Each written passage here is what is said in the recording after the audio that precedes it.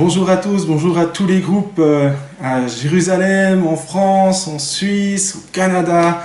Voilà, je vous salue, soyez bénis, ça fait plaisir de vous voir tous. Pour une raison technique, on n'a pas pu enregistrer la louange aujourd'hui, mais vous l'aurez la semaine prochaine.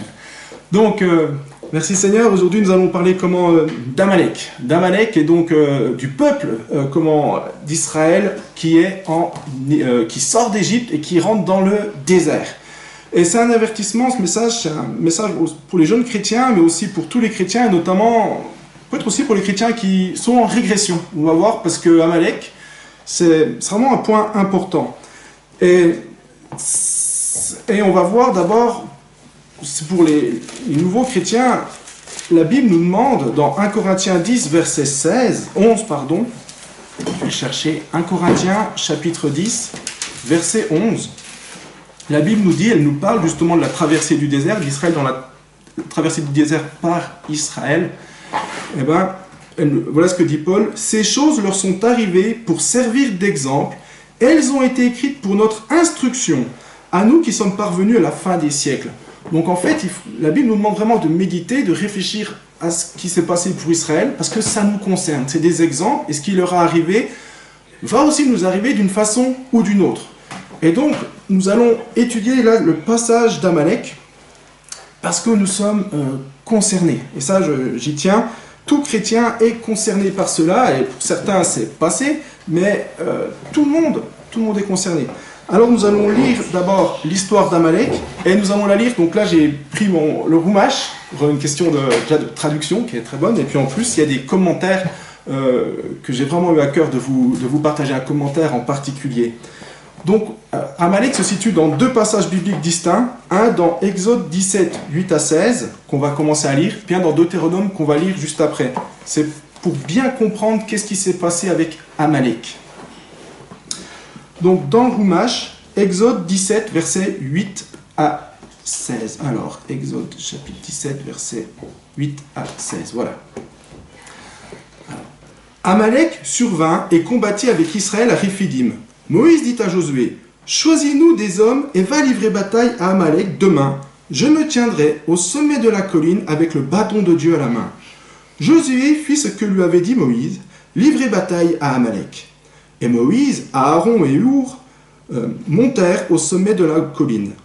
Or, lorsque Moïse levait la main, Israël prenait le dessus, et lorsqu'il baissait sa main, Amalek prenait le dessus. Et les mains de Moïse se firent lourdes. Ils prirent une pierre et la placèrent sous lui. Il s'assit dessus, et Aaron et Hur soutinrent ses mains. Ouais, parce qu'il y a marqué Hur dans ma traduction. Hur, mais dans le Roumash, ils ont mis Hur, c'est pour ça. Hur, alors soutinrent ses mains, l'un de ci, l'autre de là. Et il garda ses mains en prière, confiante, jusqu'au coucher du soleil. Josué affaiblit Amalek et son peuple à la pointe de l'épée. Hachem dit à Moïse, « Écris ceci en souvenir dans le livre et place-le aux oreilles de Josué, qu'effacé, j'effacerai le souvenir d'Amalek de dessous les cieux. » Moïse construisit un autel et appela son nom « Hachem est mon miracle » et il dit « Car la main est sur le trône de Dieu. Hachem entretient une guerre contre Amalek de génération en génération. » Voilà, donc ça c'est première mention d'Amalek dans la Bible, enfin première mention du peuple d'Amalek, et dans Deutéronome, au chapitre 25, versets 17 à 19, il y a d'autres détails qui sont donnés. Donc Deutéronome, chapitre 25, versets 17 à 19. « Souviens-toi de ce que t'a fait Amalek sur le chemin quand vous sortiez d'Égypte, qu'il a surgi devant toi sur le chemin et qu'il a frappé en toi ceux qui étaient en arrière, tous les faibles à tes arrières, alors que tu étais las et épuisé. Il n'a pas craint Dieu. Et ce sera lorsque Hachem ton Dieu te donnera le repos de tous tes ennemis tout autour, dans le pays que Hachem ton Dieu te donne comme héritage pour le posséder, tu effaceras le souvenir d'Amalek de dessous le ciel. N'oublie pas. » Donc là, on voit qu'est-ce qui s'est passé. Le peuple était sorti d'Égypte depuis quelque temps, mais ça ne faisait pas encore très longtemps, il n'y avait pas encore eu le Sinaï, ils n'avaient pas encore eu l'étape de la loi qui avait été donnée. Et on voit que le peuple donc avançait, donc il n'était pas non plus structuré. quand vous lisez la Bible, vous voyez qu'à un moment, le peuple, il y a Juda en premier, Dan à la fin, avec les armées. Là, ce n'était pas encore ça, ce n'était encore pas établi. Et on voit que là, les gens les plus faibles étaient derrière. Et qu'est-ce qui se passe avec ces gens les plus faibles? En plus, le peuple était fatigué. Il faut bien comprendre qu'ils marchaient dans le désert, il faisait certainement très chaud, ce n'était pas des conditions faciles, et donc le peuple était fatigué. Et ils avançaient comme cela, et par surprise, sans aucune raison, Amalek, donc c'est un autre peuple, les attaque par derrière, et il attaque les plus faibles. Et donc ça, c'est quelque chose qui est fondamentalement lâche, il n'y a rien qui justifie ça, aucune guerre. Et le but d'Amalek, en réalité, ce que dit la Bible, c'est en fait, après, c'est il veut exterminer Israël. Son but, c'est que Israël disparaisse purement et simplement. C'est un esprit génocidaire, c'est vraiment ça. Et il veut les tuer. Or, alors, quand on regarde qui est Amalek, à l'origine du peuple d'Amalek, c'est un homme qui s'appelle Amalek, qui est le petit-fils d'Ésaü. Ésaü, c'est son héritier spirituel. Donc Ésaü, c'est le frère de Jacob. Et comment on sait que c'est l'héritier spirituel d'Ésaü? On le voit très bien dans ses caractéristiques qui sont données là. Déjà, il n'a pas la crainte de Dieu. Dans Deutéronome 25, 18, et c'est marqué « Et il n'a pas craint Dieu ». Donc lui, il n'a pas peur. Il ne dit pas, je vais faire quelque chose de mal, que va penser le Seigneur, que va penser Dieu, qu'est-ce qui va m'arriver? Il y va. Première chose. Deuxième chose, c'est aussi un profanateur.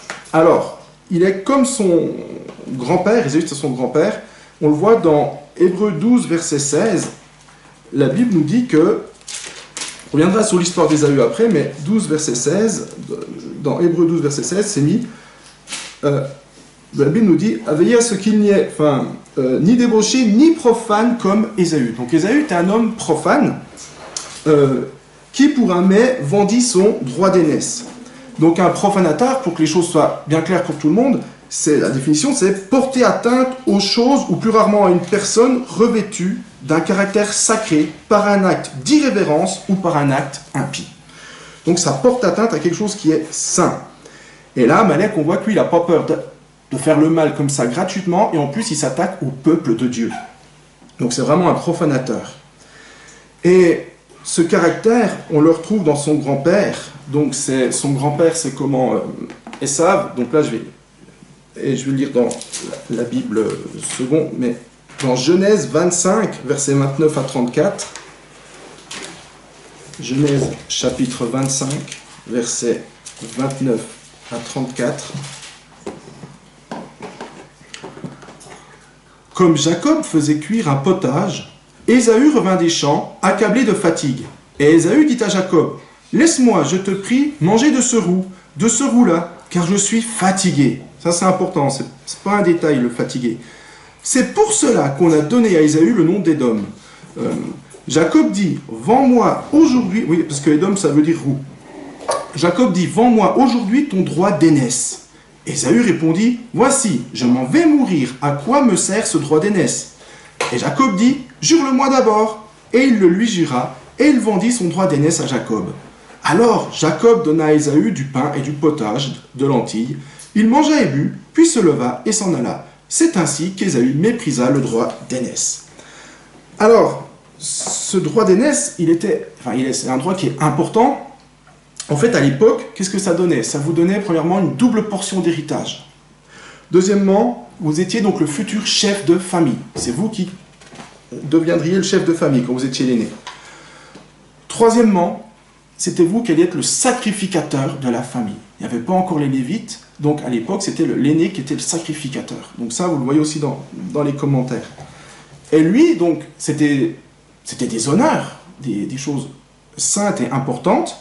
Et lui, il a bafoué tout ça pour un plat de lentilles. Il a dit, non, ça, tout compte fait, c'est pas grave, donne-moi un plat de lentilles, je te les donne.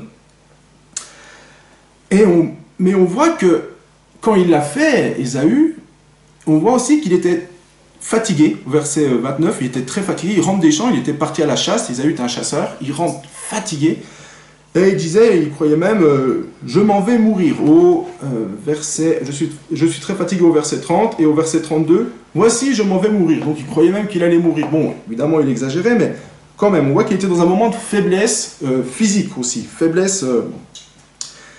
Mais il était plus faible, mais il a quand même bafoué, c'est lui qui l'a fait, il a dit, non, il a méprisé, profané le droit d'aînesse. Et avec ce droit d'aînesse, il y avait aussi tout l'héritage d'Abraham et d'Isaac. C'était quand même un héritage spirituel très important. Quand même, Abraham, c'est le père de la foi. Alors, Ésaü, quand on regarde qui il était aussi, on voit à peine plus haut, Genèse donc 25, 27, verset 28. Donc là, ça parle de lui et de Jacob, de leur enfance.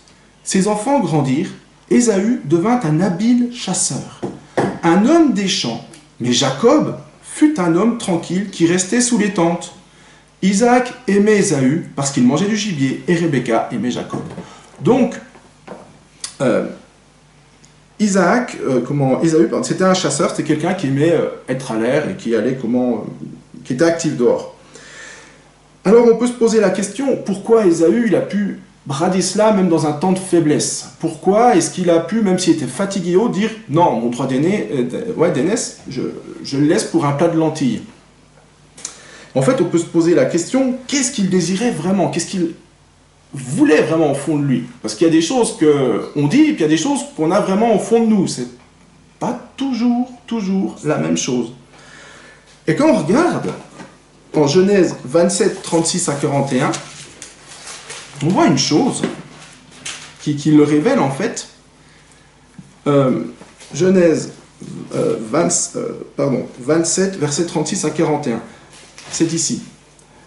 Donc, pour resituer l'histoire, il devait être béni par son père, et Jacob lui vole la bénédiction. Il passe avant avec la complicité de sa maman, il prépare un chevreau, et il le donne à son père, et il prend la bénédiction qui devait revenir à Ésaü. Donc, et là, Ésaü arrive.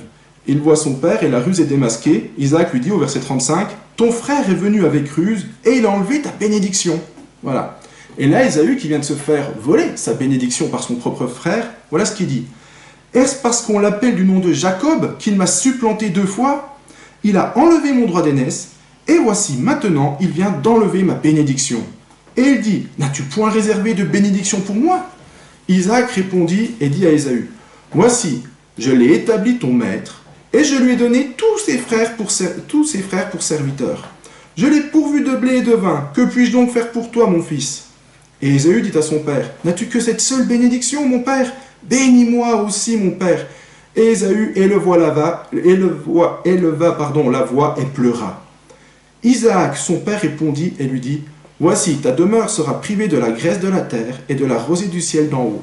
Tu vivras de ton épée, et tu seras servi à ton frère. Mais en errant librement, ça et là, tu briseras son joug de dessus toi. » Alors, on voit qu'en fait, Ésaü, pourquoi est-ce qu'il a pleuré? C'est pas parce qu'il a bafoué le droit d'aînesse, tout simplement. C'est parce que là, on lui avait volé les bénédictions. Et lui, ce qu'il voulait, en réalité, on voit là dans son caractère, c'est ce qu'il aimait, c'était les bénédictions. On peut voir que là, il dit, mon frère m'a volé mon droit d'aînesse, m'a supplanté. Et en fait, c'est lui qui l'a bradé. Dans un moment de faiblesse, il l'a bradé, son droit d'aînesse. Et c'est ce qu'il faut comprendre. Là, donc, il ne s'était pas repenti. Et on voit qu'en fait, le droit d'aînesse qui lui donnait aussi le droit de servir Dieu, d'être sacrificateur pour la famille, d'être héritier spirituel, ben on voit que ce n'est pas pour ça qu'il a pleuré. Il a pleuré parce qu'il n'avait plus la bénédiction. Donc, ce qu'il voulait, ce qu'il aimait profondément, c'est la bénédiction. Et qu'est-ce qui s'est passé juste après, aussitôt, vu qu'il n'a pas eu la bénédiction? Eh bien, Ésaü, conçu de la haine, au verset 41, Genèse 27, verset 41, c'est juste la suite. Ésaü, conçu de la haine contre Jacob, à cause de la bénédiction dont son père l'avait béni. Vous voyez? Parce que son frère était béni, pas lui. Donc là, il a commencé à avoir de la haine. Et Ésaü disait en son cœur, « Les jours de deuil de mon père vont approcher, et je tuerai Jacob, mon frère. » Et donc, il a décidé de devenir un meurtrier, un assassin. Il préméditait de tuer son frère. Il voulait le tuer. Et il voulait le tuer non pas pour récupérer le droit d'aînesse et être sacrificateur, les chefs de famille, il voulait le tuer pour avoir les bénédictions. Et là, vous comprenez, et ça, c'est l'esprit qui est avec Amalek. Ésaü veut tuer son frère pour être béni. Et c'est cette haine qu'on retrouve dans Amalek. Il ne veut pas servir Dieu, mais il veut la bénédiction. Alors, en quoi cela peut nous parler aujourd'hui? Cette histoire, elle est là pour nous servir d'exemple, c'est-à-dire qu'on peut et qu'on est concerné. Et on est tous concernés, enfin, surtout quand on est jeune chrétien et après, mais il faut vraiment réfléchir à ces choses. Après notre nouvelle naissance, on est amené dans le désert. En fait, on fait un parcours similaire un peu à Israël dans notre vie. Et forcément, à un moment de fatigue, au moment où on s'y attendra le moins, qu'est-ce qui va se passer? Amalek va attaquer. Ça, c'est quelque chose qui va se passer. Alors, Amalek, on peut le voir comme le diable qui va fondre sur nous. Il va fondre sur nous par surprise. Et il ne va pas venir à un moment où on sera bien prêt, en forme, dans la louange et autres. Il va venir à un moment où vous serez épuisé, vous n'en pourrez plus, etc. Et il va venir par derrière, dans la partie la plus faible, parce qu'il nous connaît, le diable. Dans la partie là, on est le plus faible. Il va venir là, paf. Et il va venir nous tenter pour en fait profaner. Profaner, comment l'appelle la volonté de Dieu pour nous. C'est-à-dire dire à Dieu, bon écoute, j'arrête maintenant. Le but c'est, je me concentre sur la bénédiction. C'est ce qui va se passer. Comment ça va se passer? En fait, le but, je continue, je développe tout ça, le but en fait c'est de nous centrer sur nous, et puis ne plus vouloir être dépendant de Dieu, mais indépendant de Dieu. Et puis le but, ça va être aussi de nous rendre désobéissants. Se dire maintenant, dire à Dieu, écoute, maintenant je gère ma vie, il faut que je gère les choses moi-même. J'y arrive plus, des fois on peut se dire ça, et on s'éloigne de Dieu. Et ça, Amalek, il va venir un moment où vous y attendrez le moins, pas un moment où vous serez le mieux. Et quand vous lisez la Bible, Jésus, il a eu à lutter contre Amalek. Et il a eu à lutter contre Amalek, et quand? C'est au moment de la tentation. Parce que si vous regardez la tentation, qu'est-ce qui s'est passé pour Jésus? Parce que Jésus, dès qu'il a été baptisé, donc dans Matthieu 4, versets 2 à 3, pardon, on va aller lire la tentation, juste un petit extrait. Matthieu chapitre 4, versets 2 à 3. Alors il a eu la victoire, bien évidemment, tout de suite. Mais lisons, Matthieu chapitre 4, versets 2 à 3. Après avoir jeûné 40 jours et 40 nuits, il eut faim. Voilà. Ça c'est Jésus. Le tentateur s'étant approché lui dit, si tu es fils de Dieu, ordonne que ces pierres deviennent des pains. Et Jésus répondit, il est écrit, l'homme ne vivra pas de pain seulement, mais de toute parole qui sort de la bouche de Dieu. Donc on voit que là, le but du diable, c'était de dire à Jésus, écoute, sors de ton appel, utilise les choses pour toi, pour tes dons, vu que tu es le fils de Dieu, utilise-les pour toi, pourvois ta faim. C'est justifié. En plus, vous imaginez, 40 jours de jeûne dans le désert, il devait être fatigué. Effectivement, il avait faim, c'est marqué dans la Bible.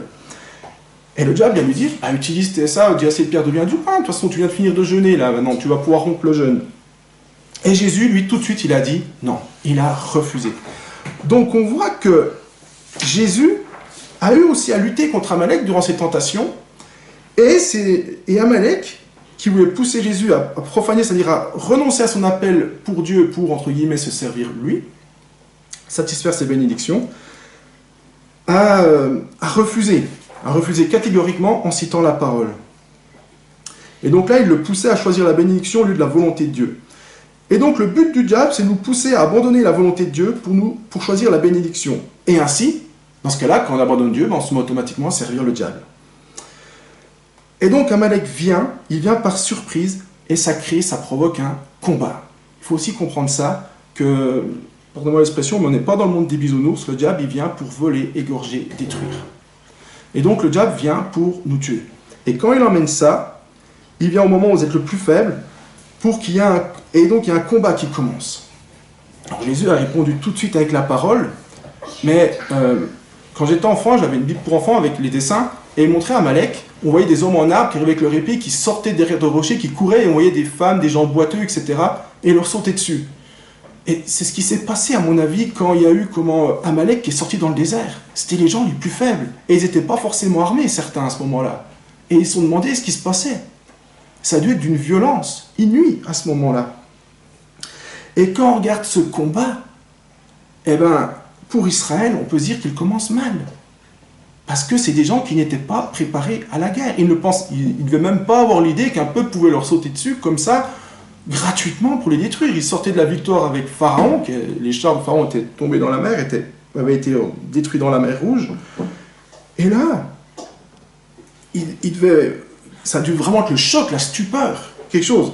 D'ailleurs, quand on lit le passage d'Exode, c'est marqué que c'est pas même sur le coup que la bataille a commencé vraiment, c'est le lendemain. Donc, on voit ça dans Exode 17, verset 9, pardon. Moïse dit à Josué, choisis-nous des hommes et va livrer bataille à Amalek. Demain, je me tiendrai au sommet de la colline.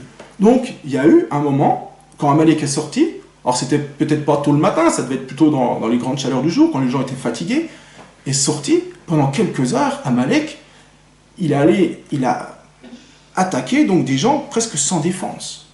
Et c'est le lendemain vraiment qu'Israël a pu se défendre.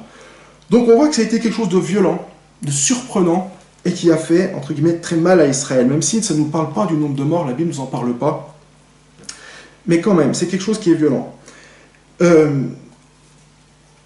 Et la bonne nouvelle maintenant, c'est que Dieu nous montre, parce que si Dieu nous avertit qu'Amalek va nous attaquer dans un moment de faiblesse, ok, et ça, on le vérifier, il va nous montrer maintenant comment avoir la victoire. Donc, Amen, ça c'est le positif, parce que Dieu nous prévient, il a permis ça, mais c'est pour nous prévenir et pour nous montrer comment aussi il faut avoir la victoire. Et quand on lit maintenant la stratégie de Dieu, alors je vais reprendre le Rumash, parce qu'il y a aussi un commentaire dans le Rumash qui est édifiant, ici. Il y en a beaucoup, évidemment, mais celui-là. Et c'est marqué, donc, première chose, la stratégie de Dieu, c'est Moïse qui dit, je vais aller sur la colline, ok. Donc, il va sur la colline pour prier, et il envoie Josué se battre. Donc, et il dit à Josué, donc, prends des hommes et mène-les au combat. Alors, qu'est-ce que cela symbolise pour nous? Qu'est-ce que Dieu veut nous montrer à travers cela? Alors, pour Moïse, il y a un commentaire dans le Rumash, je trouve, qui va nous parler, vous allez entendre. Donc, commentaire du Rumash pour ce passage sur Moïse, au verset 11.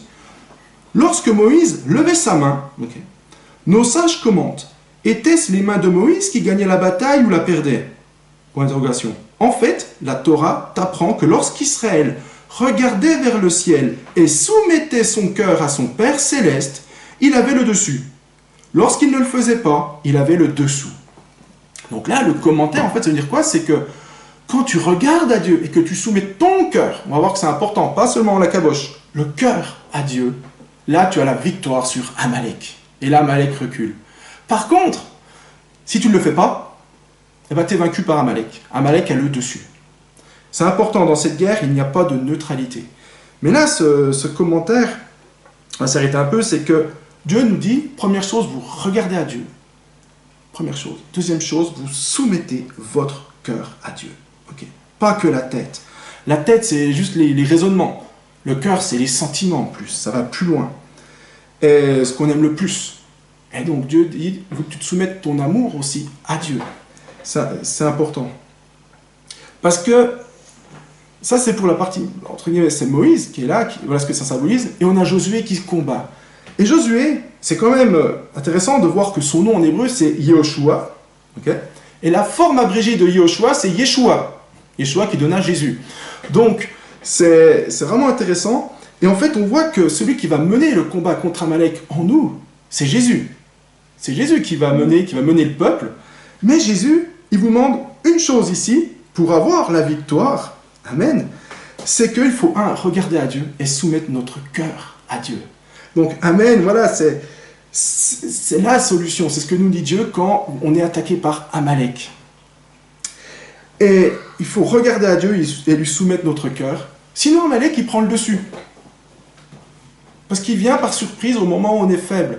Et Amalek, il est venu ici, mais si vous faites l'histoire, vous verrez qu'il est venu, en fait, de génération en génération. Chaque génération, ils ont eu à combattre, en fait, Amalek.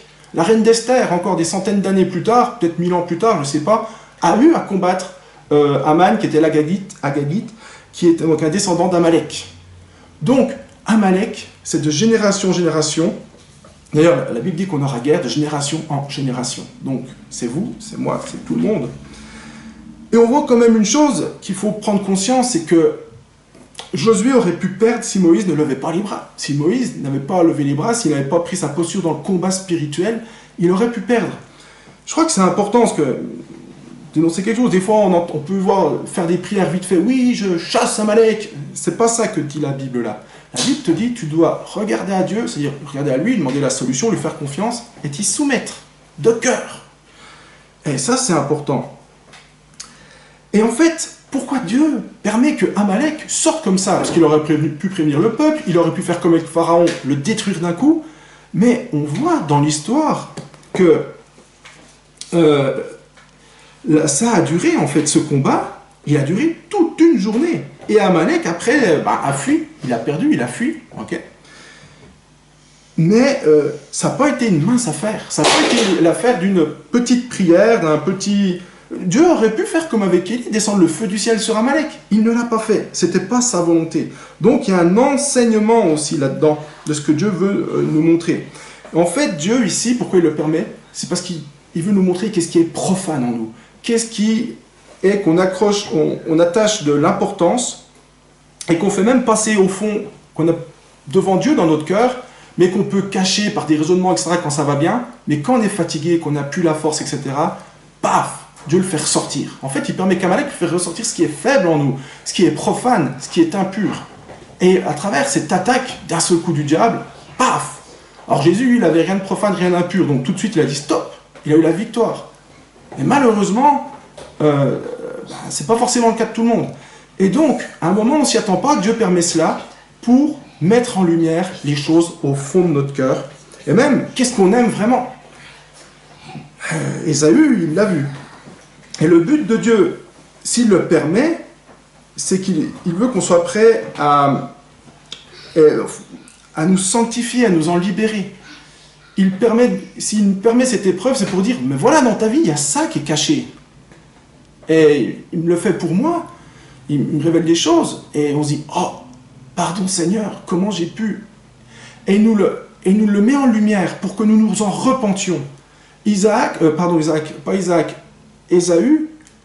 quand il l'a vu, lui, il ne s'est pas repenti. Et on a vu que ça a continué, ça allait de pire en pire. Après, il a perdu la bénédiction, il a pris des femmes cananéennes qui étaient un objet de souffrance pour ses parents. Bref, il n'a pas voulu se repentir, et en fait, on voit que, entre guillemets, l'esprit d'Amalek a gagné du terrain sur lui. Ça allait de mal en pis pour lui. Et quand Dieu le permet, c'est important de se dire, oh là, qu'est-ce qui m'arrive? Donc déjà, si un jour vous êtes vraiment fatigué, vous sentez que ça ne va pas, etc., préparez-vous. Vous pouvez peut-être avoir une alarme qui vous dise, attention, peut-être qu'Amalek va attaquer. Dieu nous prévient. Et puis, s'il y a un comportement profane, quelque chose qui ressort, là, ce n'est pas le fruit du hasard. C'est-à-dire qu'il était en vous et que Dieu l'a fait ressortir. Il l'a fait ressortir. Pourquoi? Pour que vous puissiez maintenant vous en sanctifier, l'abandonner. Et dans les choses profanes, parce que il faut voir qu'il y a beaucoup de choses pour lesquelles on peut être profane. Et on va prendre un exemple dans Luc, chapitre 14, versets 16 à 21. C'est des exemples pour lesquels on peut être amené à profaner. On va voir le fond, mais on va voir d'abord la forme. Comment est-ce qu'on présente quelqu'un qui est profane? Ne va pas vous dire « Ah, moi je suis un profanateur, etc. » C'est extrêmement rare. Mais en général, ces gens-là, quand on profane, le diable va nous servir avec une excuse pour qu'on puisse, entre guillemets, s'y réfugier et s'endurcir dans notre péché. Et dans Luc 14, verset 16, cette fois-ci j'ai dit jusqu'à 21, « Et Jésus lui répondit, un homme donna un grand repas et il invita beaucoup de gens. À l'heure du repas, il envoya son serviteur dire aux conviés, « Venez, car tout est déjà prêt. » Mais tous, unanimement, se mirent à s'excuser. Le premier lui dit, « J'ai acheté un champ, et je suis obligé d'aller le voir, excuse-moi, je te prie. » Un autre dit, « J'ai acheté une paire de bœufs, et je vais les essayer, excuse-moi, je te prie. » Un autre dit, « Je viens de me marier, et c'est pourquoi je ne puis aller. » Le serviteur, de retour, rapporta ces choses à son maître. Alors le maître de la maison, irrité, dit à son serviteur, « Va promptement dans la place et dans les rues de la ville, et amène ici les pauvres, les estropiés, les aveugles et les boiteux. » On va s'arrêter là. Donc on voit qu'il y a un maître qui organise un grand repas, donc ça fait penser au repas des noces, à Dieu. Et selon les traductions, il y a une autre traduction, une autre version seconde, c'est même pas marqué repas, c'est marqué souper. Et ça veut dire que c'est le repas du soir. Et donc Dieu nous invite là à sa table, ce que dit Jésus, et on voit que les gens sortent tout plein de magnifiques excuses pour ne pas y aller. Et dans ces excuses, j'ai un chant. Alors, Jésus parlait à son époque à des gens pour qu'ils comprennent. Donc maintenant, j'ai un chant, c'est quoi? C'est la source de revenus. Donc j'ai mon travail, j'ai ci, j'ai ça, je ne peux pas le faire. Ou j'ai des bœufs, j'ai 5 paires de bœufs. Alors, c'est l'outil de travail. À l'époque, les bœufs, c'était l'outil de travail. Je dois les essayer. On pourrait dire maintenant, j'ai une nouvelle voiture, j'ai un ordinateur, j'ai ci, j'ai ça. Je viens de me marier. C'est ma famille. Alors le mariage, quand vous venez de vous marier, c'est, voilà, dire, oh ben non, je viens d'avoir mon épouse, non, non. Mais tout ça, pour Dieu, on voit que c'est des excuses, des prétextes pour Dieu. Parce que, dans le fond, c'est, vous dites à Dieu, j'ai pas envie de dire ça, je n'ai pas envie, je ne veux pas. Et alors, vous dites, je ne veux pas, et vous sortez une excuse. Et évidemment, vous n'allez pas dire, oh, écoute, j'ai pas envie d'aller à ton repas, donc non, mais tu comprends, je viens d'acheter un champ. Donc ça, c'est l'excuse. Et le diable, non seulement il vous attaque, mais en plus il vous fournit l'excuse. Il va vous inspirer l'excuse pour ne pas faire la volonté de Dieu. Je vous ai dit, le but c'est profaner. D'Amalek, c'est vous emmener à profaner, choisir la bénédiction pour ne pas faire la volonté de Dieu. Alors, vu qu'on a tous quand même une conscience, le diable il dit, mais tu sais, voilà, tu peux pas, tu comprends, il y a ça. Il vous fournit l'excuse. Mais ces excuses ne passent pas devant Dieu. On voit le maître était irrité, c'est pas passé. Et il a appelé d'autres personnes. Et donc, en fait, ces gens, qu'est-ce qu'ils voulaient? Ils voulaient satisfaire leur moi. Ils ne voulaient pas aller au repas, ils voulaient satisfaire leur moi, ils voulaient s'amuser, voir leur chant, leur travail, enfin bref, toutes ces choses. Ils ont fait passer leur moi avant Dieu. Ils ont dit, non, moi c'est le moi, j'ai pas envie d'aller au repas. Et en fait, quand Amalek nous attaque, eh ben, on est confronté à ça. Au moi. Et qu'est-ce qu'on en fait? Et en plus, on voit que, dans l'autre traduction, c'était marqué souper, et le souper, j'ai vraiment vérifié dans le dictionnaire, parce que des fois en Suisse, en France, il y a des petites différences, mais c'est bien marqué le repas du soir. Donc, vous allez essayer 5 paires de bœufs à 4 h de l'après-midi, quand il va faire nuit à 6 h, c'est pas logique. Un champ, ça peut attendre le lendemain. Je veux dire, toutes ces choses, vous pouvez largement les faire un peu plus tard. Donc, c'est vraiment des excuses bidons. Et en fait, donc, ce que veut dire Jésus, c'est quand le travail, le matériel, la famille prend la première place, et qu'on s'en sert de prétexte, en fait c'est nous qui sommes derrière, c'est nous à la première place, eh ben on est déjà vaincu par Amalek. On est déjà vaincu, on a déjà cédé à la tentation. Et pour Ésaü, eh ben lui, ce qu'il a fait, c'était sa vie de chasseur. Il aimait courir, il aimait aller chasser, et il n'avait pas envie de faire sacrificateur pour Dieu. Alors, à un moment de faiblesse, paf, c'est ressorti. Il a, entre guillemets, méprisé, profané, enfin, entre guillemets, rejeté son droit d'aînesse. Il l'a vendu. Sinon, s'il est vraiment y tenait, il n'aurait pas pu le faire. Il aurait été bloqué. Ça ne serait pas passé. Il aurait dit, non, ça, non, c'est pas possible. Et donc, il avait une faiblesse, et Dieu a permis ce moment de faiblesse, et paf, il est sorti. Mais Ésaü, lui, ne s'est pas repenti. Et donc, pour d'autres, qu'est-ce que ça peut être qui va nous faire profaner notre appel, rejeter tout? Eh bien, on l'a vu, ça peut être le travail, la maison, un projet. Je refuse de servir, parce qu'après nous a souvent donné l'exemple de la personne, je dois aller labourer un champ avec des chevaux. Mais c'est des prétextes. T'as pas envie, mais on sort un prétexte. Et je souhaite que cette personne se repente en voyant ça, parce que, en fait, qu'est-ce que c'est ce prétexte? Il cache quoi? Il cache en fait un amour caché, une idole qui est moi. Et en fait, on est centré sur nous. Et en fait, qu'est-ce qu'on veut quand on est centré sur nous?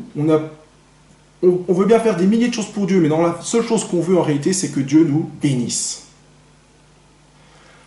Et là, on voit que Ésaü, pourquoi il a pleuré comme ça? Il a pleuré pour la bénédiction. Lui, il voulait être béni, c'est tout. Il ne voulait pas servir Dieu. Et quand Amalek nous vainc, et qu'on est vaincu par Amalek, c'est simplement qu'il y a une faiblesse en nous. Et c'est un endroit où le diable a attaqué, et où on a accepté, où on a dit, non, là, je ne veux plus servir Dieu, je vais être béni. Paf, c'est fini. Tu es vaincu sur ce point-là avec Amalek. Et Et donc, on ne veut pas dans ce cas-là obéir à Dieu, on veut juste être béni pour nous. Et donc, dès qu'il y a quelque chose qu'on aime plus que Dieu, même si on se le cache, soyons francs, des fois, quand on a une idole, on sait que c'est pas bien, que c'est un péché, donc souvent on a tendance à mettre une excuse. C'est pour ça que je vous ai expliqué, c'est mon travail, c'est toutes ces choses. Mais ça, c'est le paravent que vous mettez de sagesse humaine qui est mensongère pour ne pas voir la vérité. La vérité, c'est que tu t'idolâtres toi. Et Dieu le fait ressortir, en fait, avec Amalek. Ce côté profanateur, vous faites quelque chose, et là, vous dites, je l'ai malheureusement vécu, et la première fois-ci, je me dis, mais qu'est-ce qui se passe? Voilà ce qui se passe. Car ce qui est caché est découvert. D'ailleurs, rien de caché que de découvert, c'est qui devait être connu, selon Luc 12.2. Certains connaissent bien ce passage. Car ce qui est caché est découvert, et on a une attitude, un comportement qui nous révèle. Et on a d'un seul coup quelque chose qui nous révèle. Paf, ça ressort. On profane, on méprise ce que Dieu veut pour nous. Parce qu'on est idolâtre. Et quand ça sort, brusquement, on ne s'y attend pas, c'est Amalek. Et alors là, qu'est-ce qu'il faut faire? Il ne faut pas pleurnicher sur soi-même. La Bible n'a pas dit Israël a pleuré, pleuré, pleuré et Amalek est parti. Non, il faut combattre. Il faut combattre virilement. Et comment est-ce qu'on combat? Et il faut aussi, s'armer de patience. C'est-à-dire que ce combat, ce n'est pas en 5 minutes. On doit passer du temps avec Dieu. Personnellement, moi aussi, je passe du temps avec Dieu parce que je me suis aperçu d'une chose, c'est que quand Amalek a pris la victoire dans un petit point, il avance sur un deuxième petit point. Et ainsi de suite, ainsi de suite. Et si pendant plusieurs années, vous avez été dans une église un peu légère, ou la sainteté, ou si vous avez fait plein de compromis, les petits points, Dieu ne dit pas, bon allez, on fait un travail de gros, c'est terminé. Non, non, non. Dieu est précis. Il dit, là, tu as fait ça, là, tu as fait ça, là, tu as fait ça. Et c'est un combat qui va avancer étape par étape. Je vais vous faire une confidence. Quand j'ai commencé à vraiment me repentir vis-à-vis d'Amalek, Dieu, ça fait comme ça. Il m'a montré un point, puis après, il m'a montré des ramifications. Et à un moment, le Seigneur m'a dit, et ça allait loin, c'est pour vous dire. À un moment, tu m'as chanté, il y avait un chant, une louange qu'on disait, j'ai les paroles, ça ne me reviennent plus. Il m'a dit, mais t'as chanté ça, mais c'était faux, là. Et là, j'ai dit, pardon, Seigneur, oui, je suis un menteur. Mais Dieu, il allait jusqu'au bout. Et il va jusqu'au bout. Et dans tous les points où Amalek arrive, partout où vous avez laissé Amalek vaincre en vous, il va aller, le Seigneur, rétablir l'ordre. Mais c'est un combat. Je veux dire, ça se fait pas en 5 minutes et ça prend aussi au trip. Pourquoi? Parce que ça s'appelle la croix aussi. Ça s'appelle mourir à soi-même. Et là, le Seigneur nous demande simplement, là on a été profanateur, ok? C'est d'accepter de voir la vérité et de s'en repentir. Donc qu'est-ce qu'il faut faire? On l'a dit, il faut regarder à Dieu. Et Dieu, qu'est-ce qu'il va te dire? Et se soumettre à lui de cœur. Et donc, c'est ici que ça vient aussi le problème. Déjà, regarder à Dieu. Des fois, on veut se battre par nous-mêmes, y arriver par nous-mêmes. J'ai essayé, c'est un échec complet. Peut-être que d'autres essayent, ma foi, vous verrez. Et puis, des fois, les gens, ils essayent aussi en s'apitoyant sur eux-mêmes, en pleurant, en pleurant. Bon, vous voyez que vous répétez les mêmes choses, donc c'est un échec complet. Première chose. Donc il faut, regarder à Dieu. Ok, et Dieu va vous dire, il y a ça. Et ensuite, Dieu, quand il vous le dit, il y a le problème des raisonnements. Parce que dans vos raisonnements, qu'est-ce qu'a fait le diable? Il a mis des forteresses. C'est-à-dire que ces forteresses de raisonnement, ça va être toutes les excuses que vous êtes mises pour garder ces choses. Ton travail, ta famille, tout ça. Et tout ça, ça va demander aussi un travail d'honnêteté. C'est-à-dire qu'il faudra se dire, oui, là, je me suis menti. J'ai menti. Là, vous mentez à vous en premier. Et en fait, qu'est-ce que va faire l'idole, en fait, étant masquée? Dieu va la démasquer, il va dire, là, tu mens. Et après, on est devant un combat. J'accepte ou j'accepte pas. Et si on est honnête, on dit, oui, Seigneur, j'ai menti. J'ai triché, j'ai fait ça. Ça, c'est une fausse excuse. Pardon, Seigneur. Ou, j'y peux rien, j'ai hérité ça de mon papa et de ma maman. Non, c'est des choix. C'est des choix dans nos vies. Il faut... Ésaü a fait des choix. Et on fait tous des choix, et parfois on fait des mauvais choix. Et Dieu dit, écoute, là, quand il vous montre des fois dans votre enfance, tu as fait un mauvais choix, maintenant il faut t'en repentir à ce moment-là. Parce que ce choix a des conséquences. Et même à 20, 30, 40 ans, on fait des choix, puis si on fait des mauvais choix, ça a des conséquences. Et Dieu nous dit, on va revenir au mauvais choix, on va demander pardon, il faut le détruire, mais aussi les conséquences qui vont avec, les autres mauvais choix qui ont été entraînés. Et l'autre chose, et on en a parlé l'autre fois, c'est que quand... c'est qu'on aime souvent ces péchés-là. Je m'explique. Si on n'aimait pas ces péchés, Au moment de la conversion, s'il y a un péché vraiment que vous détestez, vous en êtes libéré tout de suite. Mais il y a des choses, pourquoi on les trimballe tout ça? Parce qu'il y a un petit amour, pas tellement un amour du péché directement, où on pleure sur les conséquences du péché, mais ce qui procure, ça on l'aime. Et ça on l'a déjà dit, il faut aussi, s'il y a quelque chose qui vient, qui traîne depuis des années, on ne peut pas dire j'aime pas ça, c'est faux. Il y a un amour de ce que ça vous procure, et il faut le reconnaître, le confesser, et confesser l'amour de l'idole. L'amour, c'est au fin de ce péché, toutes ces choses-là, c'est l'idole, c'est vous. Et donc dire, oui Seigneur, là je m'idolâtre, pardon, j'ai aimé ça, parce que, entre guillemets, c'est comme si vous êtes égoïste, vous avez un gâteau à partager, puis vous faites un peu comme dans les dessins animés, des fois, 2 petits bouts pour les autres, un immense bout pour vous. Ça s'appelle de l'égoïsme. Et donc, puis après, alors oui, c'est sûr, pardon, j'ai été égoïste, j'ai pris du poids. Oui, tu as été égoïste, mais tu l'as fait pourquoi? Parce que tu étais bien content de manger tout le gâteau. Et donc ça, il faut s'en repentir. Si c'est la maison, du travail, l'orgueil, toutes ces choses, il faut s'en repentir. Et Dieu va nous le montrer, et il le montre point par point, mais c'est pas un travail superficiel. C'est quelque chose qui va à fond. Je veux dire, quand Dieu commence, on le sait quand un point est terminé. On le sait. C'est difficile à décrire, mais vous sentez une délivrance, une joie qui vient. Ça y est, c'est fait. Ce point-là est fait. Et il faut bien comprendre qu'Amalek, il n'est pas venu tout seul, c'était un peuple qui est venu. Donc c'était quelque chose de fort, de violent, ok. Mais si je ne veux pas aborder les choses à fond, correctement, si je veux m'apitoyer sur moi-même, je vais toujours demander pardon et je vais recommencer. Ça, c'est une constante. Et donc, il faut aussi renoncer à l'amour qu'on avait de ce mal. Ça, c'est aussi le deuxième point important. Et il faut, même quitte à demander la haine à Dieu de ces péchés, de ces choses-là. Et quand on le fait honnêtement, ça ne tarde pas. Tout de suite, Dieu vous donne un dégoût pour ces choses. Vous dites, mais comment j'ai pu faire ça? Et vous vous en repentez de tout votre cœur. Ça vient de Dieu. Mais en fait, Dieu nous demande une chose primordiale, d'abord l'honnêteté avec nous-mêmes. Et j'ai mis, attention, on ne doit pas faire les choses à moitié, on doit les faire à fond. Un homme a été confronté à Amalek, on connaît tous l'histoire, c'est le roi Saül, et il n'a pas voulu faire les choses à fond. Parce qu'il y a des petites choses qu'il arrangeait de garder chez Amalek. Et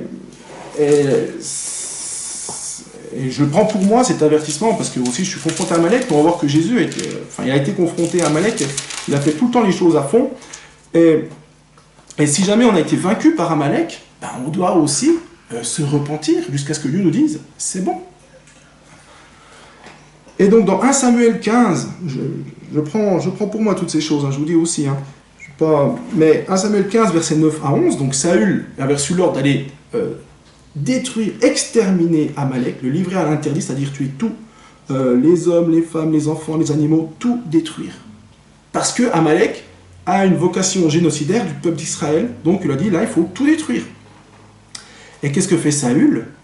Il y va, mais il ne détruit pas tout. Mais Saül, au verset 9, 15, verset 9, 1 Samuel 15, verset 9, pardon, mais Saül et le peuple épargnèrent Agag, et les meilleures brebis, et les meilleurs bœufs, et les meilleures bêtes de la seconde portée, les agneaux gras, et tout ce qu'il y avait de bon. Ils ne voulurent pas le dévouer par interdit, et ils dévouèrent seulement tout ce qui était méprisable et chétif. L'Éternel adressa la parole à Samuel et lui dit, « Je me repens d'avoir établi Saül pour roi, car il ne se détourne de moi et n'observe point mes paroles. » Samuel fut irrité et il cria à l'Éternel toute la nuit. Donc on voit que Saül avait reçu l'ordre et il ne l'a pas fait. Et donc c'est ça aussi qui est un point important. Pour nous, veillons, quand Dieu nous montre Amalek dans notre vie, à le faire à fond. C'est vraiment important. Parce que sinon Amalek, en fait là, Agag c'était le roi d'Amalek, il s'est fait tuer un peu après, mais certains ont pu échapper. Et qu'est-ce qui s'est passé? C'est que, c'est 400, 500 ans plus tard, pardonnez-moi si je me trompe, on a eu Aman avec la reine Esther. Et à ce moment-là, les Amalécites ont failli, parce que la reine Esther a jeûné avec Mordéraï et tout le peuple, mais ont failli pouvoir détruire Israël, le peuple d'Israël. Donc c'est quelque chose de grave. Et donc c'est pas une demi-guerre. Quelque part, Amalek, c'est une guerre à mort. Il veut t'exterminer. Et donc Dieu dit, tu dois l'exterminer. Mais tu ne peux pas faire de compromis. Ce n'est pas possible. La neutralité, oubliez. En fait, le compromis, ça a juste donné du temps à Amalek pour se refaire et réattaquer plus tard. Voilà ce qui s'est passé. Et voilà ce qui se passe aussi dans nos vies. Si on fait des compromis avec Amalek. Et puis, si on ne veut pas se battre contre Amalek, ben, qu'est-ce qui se passe?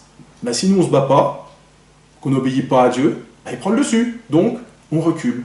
Et on se retrouve à être un chrétien qui peut régresser, et jusque pousser dans les cordes. Et donc, quelque part, on a l'obligation, j'ai envie de dire, d'être victorieux. On doit se battre contre Amalek. On n'a pas le choix. Sinon, il te domine et il va prendre du terrain. Et au fur et à mesure, avec le temps, et on voit Ésaü, ben, il s'est éloigné. Et il faut, je reprends juste mes notes, et il faut bien se rappeler que Amalek ne se combat pas avec nos beaux sentiments, mais en regardant à Dieu et en se soumettant de cœur à lui, à ce qu'il nous dit.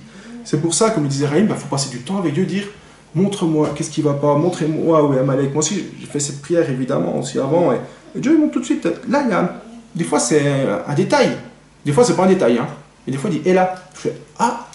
Et donc il faut passer du temps avec Dieu, lui dire comment tu me vois, sont mes voies, montre-moi si je suis sur les bonnes voies, montre-moi les choses. Et il va vous les montrer. Dieu est bon. Dieu, le but de Dieu, c'est pas qu'on chute, c'est pas qu'on tombe, c'est de nous délivrer du péché. Et ça, c'est vraiment important. Et si jamais Amalek prend la victoire sur nous, ben, on commence à profaner. Et bien là, évidemment, ça se voit et on va nous le dire. Et puis l'autre point aussi qui est important, que faire quand on voit un chrétien en lutte avec Amalek? Parce qu'on peut voir quelqu'un qui a un combat avec Amalek. Ça peut arriver, Amalek va tomber sur vous le moment où vous serez fatigué. Et dans le peuple de Dieu, ben, il y en a qui étaient moins fatigués, qui étaient devant, puis il y en a qui étaient derrière fatigués. Eh bien, qu'est-ce qu'ils ont fait? On voit que Moïse a eu Aaron et Hur qui l'ont tenu les bras pour l'aider. Et qu'est-ce que ça symbolise? Or, Hur, c'était un homme qui n'était pas appelé de sacrificateur, il était descendant de la tribu de Juda, j'ai vérifié. Et donc, qu'est-ce que ça veut dire? Tenir les mains, c'est prier pour eux. Prier, on est un même peuple. Si on voit quelqu'un qui souffre, qui a un combat, prions pour lui. Mais prions pas d'une façon innocente, je veux dire, simple. Il faut demander à Dieu comment prier pour les gens. Et il faut prier pour qu'ils se confient en Dieu, qu'ils regardent en Dieu. Parce qu'on ne peut pas combattre pour eux. Ça, c'est impossible. Chacun, comme le disait Raymond en introduction, on est tous responsables devant Dieu de notre vie. Et donc, chacun doit combattre son Amalek. Il n'y a pas 36 solutions. Et certains peuvent avoir une victoire rapide, comme Jésus, puis pour d'autres, c'est plus dur. La réalité, c'est que, vu que nous sommes tous responsables, nous, on ne peut pas se battre pour eux, mais on peut prier pour eux. Prier pour qu'ils regardent à Dieu. On peut prier aussi pour qu'ils obéissent de cœur, qu'ils acceptent de voir les choses. Voilà. Et ça, c'est aussi un point important. Si vous ne pouvez pas vous battre pour les autres, priez au moins pour eux. Et je crois que c'est important à ce moment-là de voir aussi, d'être honnête. Est-ce que notre vie spirituelle régresse? Est-ce que, malgré tout ce qu'on peut penser, est-ce que Malek a une victoire en nous? Et des fois, il faut aussi se mettre honnêtement devant Dieu et dire « Seigneur, montre-moi. Bon, vous savez bien, des fois on est notre vie spirituelle, mais il faut être honnête. Quand ça ne va pas, dire à Dieu « ça ne va pas ». Et Dieu va vous montrer « oui, mais là, tu as fait tel choix, tu as profané, tu as préféré la bénédiction, tu t'es idolâtré toi. » On revient toujours à l'idolâtrie de soi. Hein.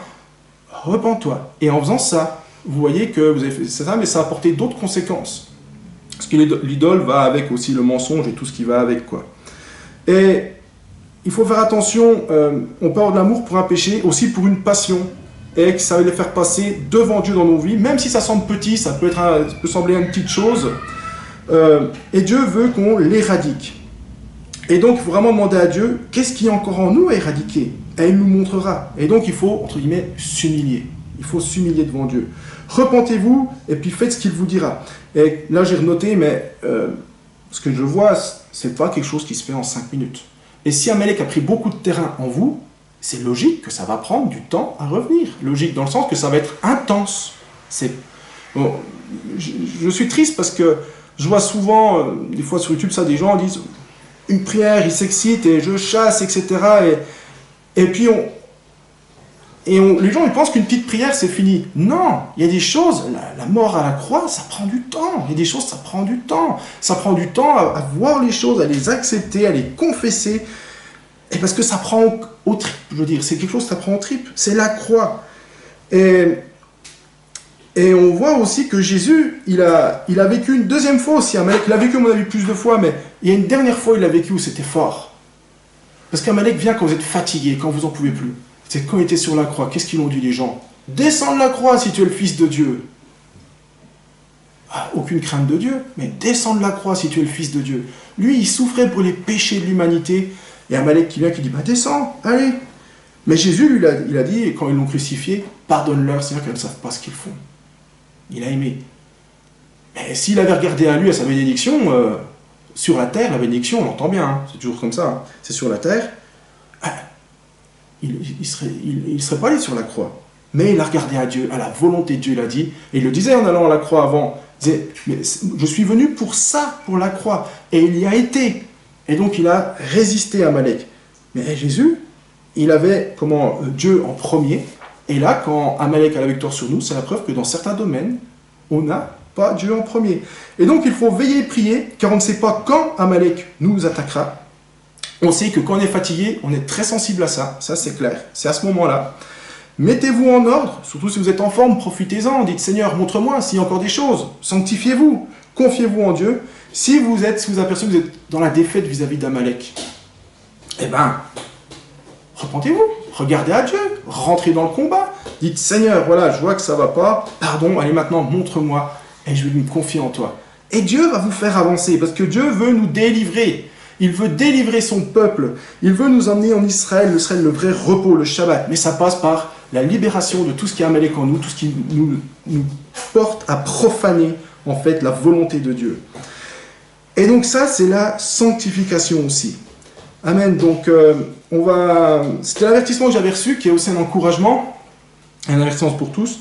On va prier.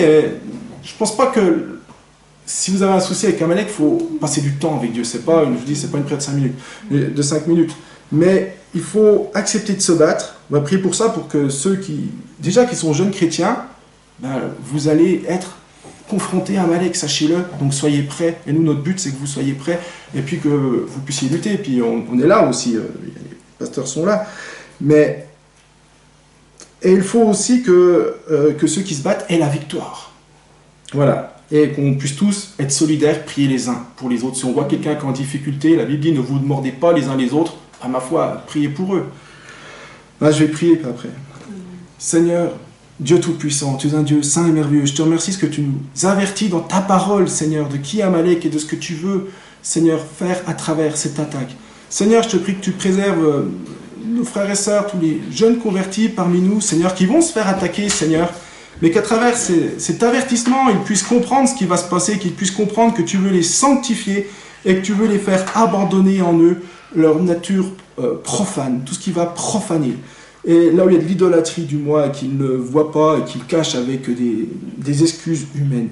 Je te prie, Seigneur, que tu les préserves, tu les gardes, qu'ils puissent voir ces choses et s'en repentir au temps voulu. Je te prie pour ceux aussi qui sont en combat avec Amalek, Seigneur, et qu'on puisse tous, Seigneur, quand on est en combat, Père Céleste, regarder à toi et t'y soumettre notre cœur. Parce que c'est pas facile. Moi aussi, j'ai vécu et je vis des choses comme ça et je te l'apporte, Seigneur, parce qu'on voit Amalek qui attaque, qui veut détruire. Et qu'on puisse tous être honnêtes, nous soumettre à toi, parce que là on voit la victoire qui avance pas après pas. Josué a avancé pas après pas, ça a avancé, et à la fin Amalek a fui. Et je t'en rends grâce. Merci Seigneur. Et que ceux qui aillent bien, Seigneur, puissent pas juger, mais prier pour ceux qui ne vont pas. Et voilà, les assister, non pas d'une façon sentimentale, mais spirituelle. S'il te plaît, Seigneur, dans le nom de Jésus-Christ. Amen. Amen. Je pense que la première chose qu'il faut parce que notre frère a brassé beaucoup de choses, en réalité. Il faut distinguer Amalek en moi, on a vu ce que ça veut dire, tout simplement, c'est un descendant d'Ésaü. Le péché d'Ésaü, parce que c'est un péché qui est grave, c'est qu'il veut jouir des bénédictions de Dieu, mais il ne veut pas servir Dieu. En gros, c'est ça. C'est très simple. Ben, je suis désolé de vous dire, c'est pas seulement un problème de jeunes convertis. Moi, je connais des jeunes convertis qui ont échappé à ça dans les premières heures de leur conversion. Je m'excuse de devoir revenir sur mon témoignage, mais moi, le Seigneur m'a montré, le jour où je vais lever la main pour accepter Jésus, il m'a montré ce qui était Amalek en moi, l'orgueil, et tout, qui me centrait sur moi-même, sur mes passions. J'avais construit toute ma vie sur moi, mes désirs. Et Dieu m'a dit, voilà, tu veux rentrer dans mon royaume, tu veux être sauvé, mais il va falloir que tu renonces à tout ça.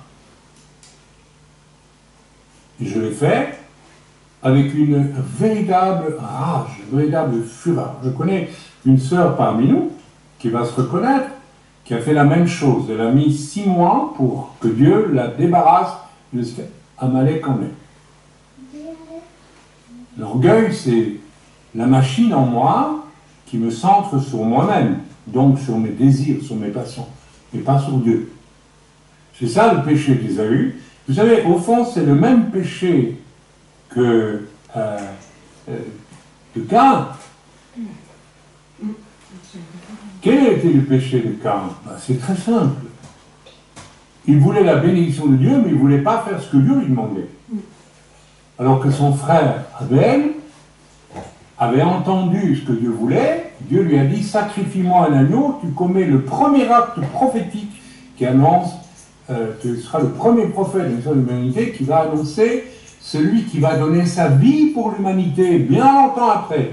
Donc là, Abel, il a envie de servir Dieu, il ne cherche aucun avantage, et il accomplit le geste que Dieu lui demande d'accomplir. Il est complètement dans le schéma, on dira, de Jacob, quelque part, même si Jacob, voilà. Tandis que son frère Caïn, lui, il veut juste recevoir les avantages de Dieu. D'ailleurs, je pense que Caïn était l'aîné, si j'ai bon souvenir, il s'agit de Caïn et Abel. Donc il était l'aîné, c'est la même histoire qu'Ésaü et Jacob.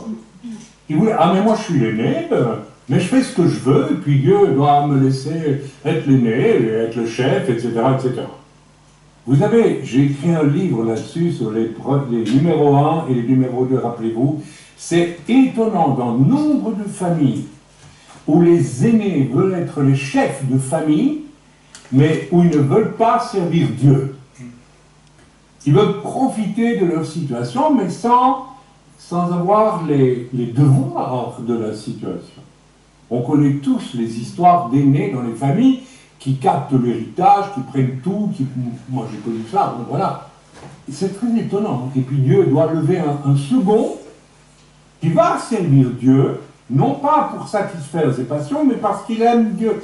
La question là, c'est est-ce que nous aimons Dieu? Alors, là, il ne faut pas se raconter l'histoire, parce que ce qu'il a dit à plusieurs reprises, ce qui est au fond de vous-même va jaillir, et nous l'avons vu ces derniers jours, jaillir des choses pas jolies. Donc, simplement, voilà. Donc, je reviens sur... parce que c'est très important, soit Amalek en moi, soit Amalek qui m'attaque de l'extérieur. C'est tout à fait différent. D'accord? Il faut faire la distinction entre les deux. Parce que vous avez des combats où vous n'avez pas nécessairement la victoire à la fin. Quand l'Écriture dit « Heureux serez-vous quand on dira toute espèce de mal de vous, que l'on vous combattra, que l'on essaiera de vous détruire, etc. » parce que votre récompense sera grande dans le ciel. L'apôtre Paul a été tué parce qu'il était chrétien. Il n'a pas eu la victoire sur Amalek. Oui. C'est quelque chose de différent. Il ne faut pas mêler les deux dans une espèce de... Ça peut être une bouillie dangereuse. Donc il y a Amalek en moi qui doit être vaincu. Oui, ah oui, ça doit être vaincu. Et il y a Amalek qui peut m'attaquer de l'extérieur. Vous savez, physiquement, Amalek a toujours détesté les descendants de Jacob, qui sont les Israélites d'aujourd'hui, les Juifs qui sont en Israël aujourd'hui, sont toujours attaqués par Amalek. Le 7 octobre, le massacre du 7 octobre, ici en Israël, c'était Amalek. Les incendies, les Arabes, je suis désolé, les musulmans qui mettent le feu partout pour détruire Israël, c'est Amalek. Le Hamas, le Hezbollah, l'Iran qui veut détruire Israël, c'est Amalek, c'est toujours cet esprit-là.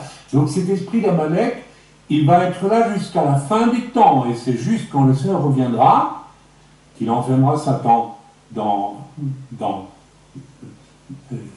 va enchaîner Satan, donc enchaîner Amalek. Quand Jésus revient, lui va enchaîner Amalek.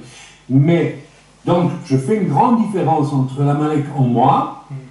Moi, personnellement, je pense que dans l'heure qui a suivi, ou dans la semaine qui a suivi mon salut, j'ai dit à Dieu, je veux tuer l'Amalek qui est en moi. Donc, j'en profite pour dire, donc, Amalek extérieur, il va continuer à nous attaquer. S'il y a des gens qui vous calomnient, qui vous les emmènent même devant la justice des hommes, alors vous êtes sûr qu'Amalek est là. Mais, ok, alors on pourrait dire, oui, mais donc c'est pas normal si tu n'as pas la victoire. Non, attendez, doucement, doucement. Il y a Amalek en vous et Amalek extérieur à vous. Hein, on pourrait dire aux Juifs, mais vous n'avez pas encore gagné sur Amalek depuis le temps. Non, parce que c'est un esprit diabolique, c'est l'esprit du diable, et que c'est seulement Jésus qui à la fin va enfermer. Donc, faisons une distinction entre Amalek en moi et Amalek autour de moi. C'est pas la même chose. Pas la même chose. Donc, j'en profite donc pour dire que je vais apporter, c'est un excellent message, hein, vraiment beaucoup, beaucoup apprécié, mais je suis un peu mal à l'aise quand j'entends, n'est-ce pas, parler du fait que ça va prendre du temps pour vaincre Amalek en moi. Ça, je ne peux pas accepter. Parce que si on parle de ce point de vue-là, ça veut dire qu'on va dire aux gens, vous avez tout le temps pour vaincre Amalek. Ce n'est pas possible. Une réelle conversion, vous savez, le problème, si certaines personnes mettent 10 ans, 20 ans à venir au Seigneur, qu'elles ont mis 20 ans à vaincre Amalek. Or, elles se disent, certains, moi je suis chrétien depuis autant d'années. Donc ils ne l'étaient pas. Donc là, alors on peut en faire un raisonnement, il vous faudra beaucoup de temps pour y arriver. Non. Une réelle conversion fait de vous un Jacob et pas un Ésav. Et pas un Ésav qui doit attendre 10 ans, 20 ans et qui doit progressivement... Alors il a raison de dire que nous devons... Attends, il a tout à fait raison quand il dit que nous devons sonder en nous, même moi, tout ce qui pourrait encore être des choses dont Dieu n'a pas besoin en fait. Des désirs, des choses. Je suis un grand lecteur de journaux, de livres. Je ne lis plus aucun livre. Pourquoi? Parce que ma Bible me suffit, parce que ma Bible, c'est là que je suis un sacrificateur pour Dieu aussi. Vous voyez ce que je veux dire? Donc, ça aurait pu rester Amalek en moi. Je n'ai jamais idolâtré les livres, mais comme il le dit très bien, il faut avoir le courage d'aller au fond et que n'importe quelle chose soit vraiment, clairement contrôlée par Dieu dans ma vie. C'est-à-dire qu'elle ne prenne aucune place. Voilà, donc je pense que c'était un excellent message, mais je crois qu'il faut vraiment insister entre Amalek à l'intérieur de moi, et là il y a un gros problème. Et je suis obligé de constater avec ce message qu'il y a énormément de chrétiens, je dis bien énormément de chrétiens, qui sont habités par l'esprit d'Amalek, l'esprit des arbres, l'esprit de Caïn. Ils veulent les bénédictions, mais ils ne veulent pas servir Dieu. En fait, ils ne veulent pas de Dieu, ils veulent les bénédictions pour eux. Disons-le aussi clairement que ça, et je crois, je crains que ce soit une majorité de personnes qui se disent chrétiens, qui fonctionnent comme ça. Donc il y a une invitation royale à passer d'Ésav à Jacob le plus vite possible, et pas prendre 10 ans, 20 ans, et tout le temps, etc. Alors, il a raison de dire Arnaud, et je remercie pour ça, qu'il faut avoir le courage d'aller Dieu sonder en profondeur, parce que nous avons tous le risque d'avoir de l'Amalek en nous, de les avoir en nous, tous. Même si on a une conversion extrêmement radicale, eh bien, c'est certain qu'ensuite, Amalek peut essayer de revenir aussi en nous. Et creuser ces petites galeries, hein, absolument. Mais donc, comme il le dit très bien, là il faut veiller, il faut absolument veiller. Mais au fond, la question que Dieu nous pose aujourd'hui, ben, tu en es où? Chrétien, tu en es où? Est-ce que tu es encore...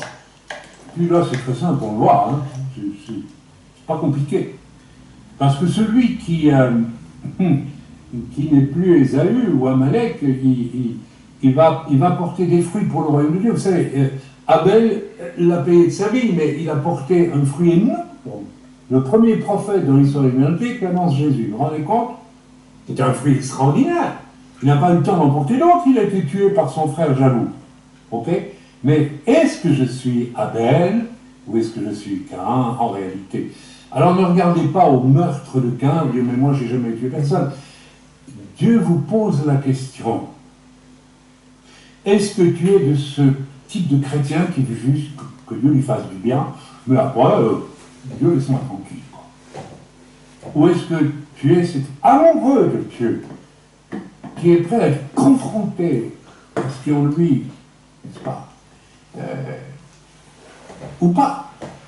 Qui es-tu? Finalement, ça rejoint les paroles de Jésus qui disait « Que veux-tu » Jésus nous pose encore la question aujourd'hui, mais qu'est-ce que tu veux?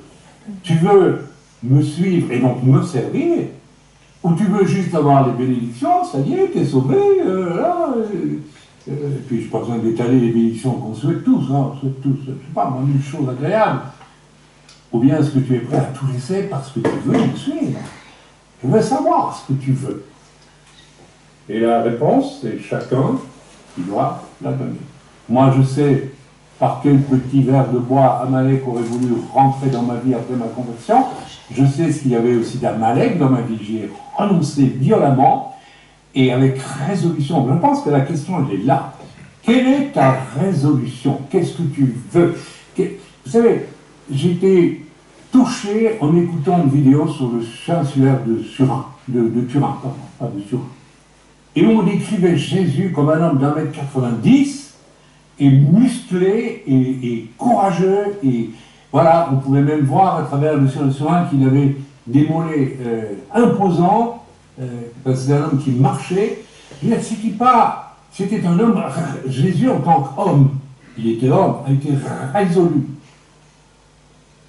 Toute sa vie, il a dit niet. Les tentations au désert de Jésus, ben, c'est Amalek qui voulait dire, peut-être qu'il y a un petit bout d'Amalek dans ton cœur, on va voir. Hein. Il la pâte même avec de l'orgueil. Ah, si tu es le Fils de Dieu, dis à ces pierres du pain. Vous voyez? Bien sûr que Jésus a dit non. Mais moi, je connais beaucoup de chrétiens à qui on va dire, ah ben dis donc, t'as un ministère là, à mon avis. Et puis, oh, ouais, j'y vais. Mais ils ne savent même pas s'ils ont un ministère. Et le diable leur souffle un truc, et puis, voilà. Vous voyez, ça va loin tout ça, ça va très très loin.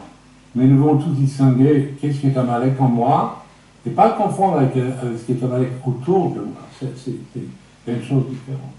Ok? Amalek autour de moi peut me persécuter jusqu'à la fin de ma vie. Ça peut arriver. Je viendrai un peu dans le message sur le réveil, Shabbat prochain. Et là, c'est autre chose qui intervient. C'est souffrir pour la gloire de Dieu. C'est autre chose. Et Dieu va servir d'Amalek pour faire souffrir. Et Dieu va vérifier dans ce cas-là votre amour, votre capacité de pardon, mais c'est autre chose. Donc, faisons bien la différence entre Amalek en moi et Amalek. Et puis, soyons honnêtes aussi. Examinons comment nous avons vécu avant de vivre une vraie conversion. C'est-à-dire, en fait, une vraie conversion, c'est passer d'Ésaü à Jacob. Hein. C'est passer d'Amalek en moi à Jésus en moi. Et soyons honnêtes. Est-ce que Jésus, vraiment, a tout contrôle? Ou bien est-ce que, comme il l'a très bien expliqué, c'est toutes sortes de choses en moi qui font que. Hein, mes chats, mes chiens, ma nini, mes ânes. n'importe quoi. Vous avez votre chasseur ici, à une époque, ces chats, c'était vraiment une idole, une véritable idole. Il a fallu que lui envoie un barbare, si je veux dire comme ça, pour flanquer son chat par la fenêtre du 9e étage. Et c'était méchant, c'est tout ce que vous voulez, mais je pense quelque part Dieu a voulu lui parler aussi. C'est vous choque, hein, mais c'est comme ça.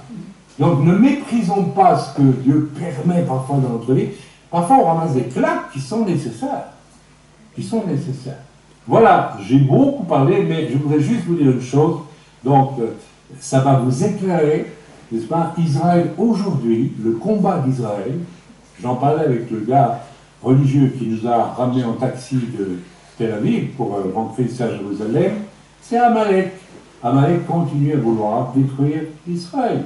Donc, si vous voulez comprendre tout ce qui se passe aujourd'hui, pourquoi Israël est obligé de détruire Gaza? Parce que Gaza, c'est Amalek.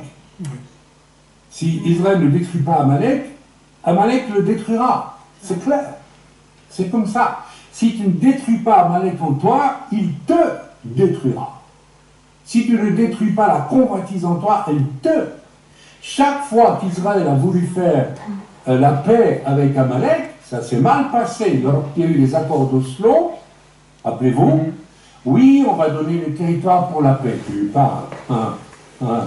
Et Sharon a relâché Gaza. Ben, on voit le résultat. Hein. Il a juste armé Amalek, qui est rempli de haine, pour détruire Israël. Donc, si vous voulez comprendre un peu la situation d'Israël, je m'adresse ici aux Français, aux Européens en général, qui sont très mal informés, ben, vous devez comprendre que le combat d'Israël, c'est contre quelque chose de spirituel. C'est Amalek qui veut détruire Israël. Et Israël n'a pas le choix, c'est de se défendre. De même, nous, en tant que chrétiens, nous n'avons pas le choix. Nous devons tuer Amalek en nous. Je dis bien le tuer. Autrement, il nous tuera. Et beaucoup de gens se croient chrétiens, ne le sont pas, parce qu'en réalité, ils sont complètement dans le régime d'Amalek. Alors, nous bénissons le Seigneur, nous avons 2 personnes, qui sont 3 même, qui sont venues au Seigneur, notamment à Pessah, et on a vu le changement. On a vu le changement radical.